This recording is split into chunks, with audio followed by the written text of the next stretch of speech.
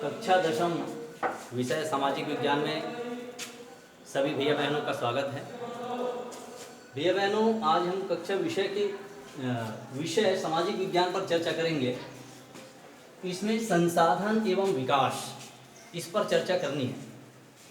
परंतु इसके पहले मैं उन बेसिक चीज़ों को याद दिला दूं जो आप कक्षा अष्टम और नवम में पढ़ते आ रहे हैं।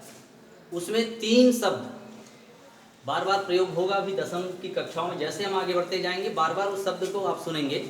पहला शब्द है औद्योगिक क्रांति, दूसरा है साम्राज्यवाद, तीसरा है उपनिवेशवाद। तो ये तीनों चीज़ें पहले मैं क्लियर कर दूँ। औद्योगिक क्रांति, औद्योगिक क्रांति है क्या? तो प्राचीन परंपरागत यंत्रों एवं मशीनों के बदले नए यंत्रों एवं मशीनों का प्रयोग कर उत्पादन को वैज्ञानिक तरीके से तीव्र गति से बढ़ाना औद्योगिक क्रांति कहलाता है। जैसे किसान पहले हल चलाता था, मगर अब वैज्ञानिक तरीके से वो क्या कर रहा है? तो ट्रैक्टर, थ्रेशर, हार्वेस्टर, इसका उपयोग करके आज उत्पादन को तीव्रता से वो बढ़ा रहा है। मतलब प्राचीन तरीके से अब वो नए तरीकों को अपना करके उत्पादन को बढ़ा रहा है। यही औद्योगिक क्रांति कहलाता है। दूसरी बात, साम्राज्यवाद।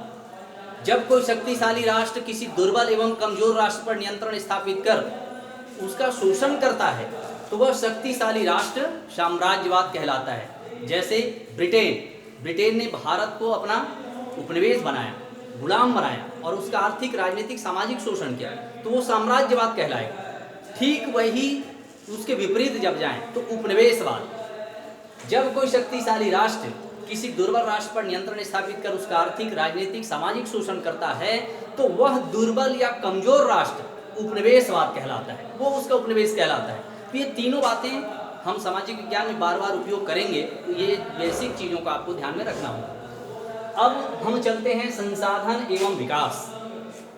सबसे पहले तो हम संसाधन क्या है इसी का अर्थ समझ जाएं।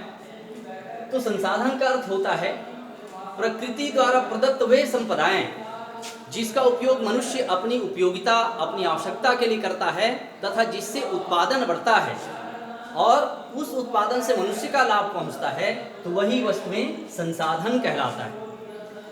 प्रकृति द्वारा प्रदत्त संपदाएं अपने आप में संसाधन नहीं है, मनुष्य उसकी उपयोगिता को बदल करके उसको संसाधन बनाता है। जैसे जल, पानी ऊपर से गिरता है, नालों से नदियों में चला जाता है, नदियों से समुद्र में चला गया।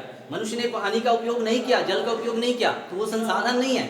मगर जब पानी ऊपर से गिरता है तब उसे नदियों में हम बांध बना लेते हैं, बांध बना करके उसको नहरों के माध्यम से खेतों तक पहुंचाते हैं और जब हम सिंचाई करते हैं तो उससे फसलों का उत्पादन बढ़ता है, अर्थात उससे हमें लाभ हो रहा है, तब वही पानी संसाधन बन गया।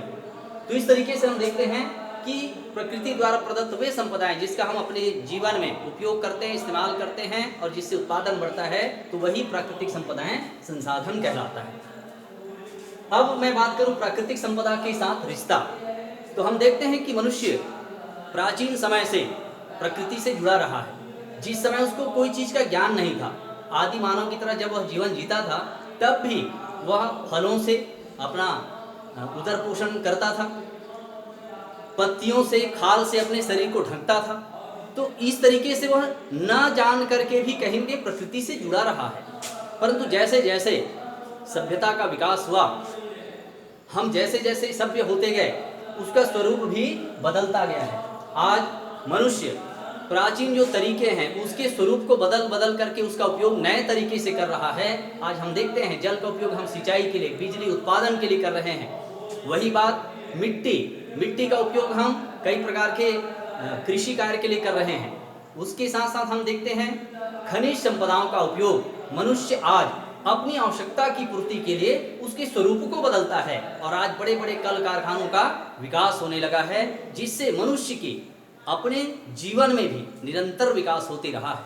तो प्राचीन समय से आज तक हम देखते हैं कि प्राकृतिक संपदा से हमारा गहरा और घनिष्ठ संबंध रहा है। धन्यवाद।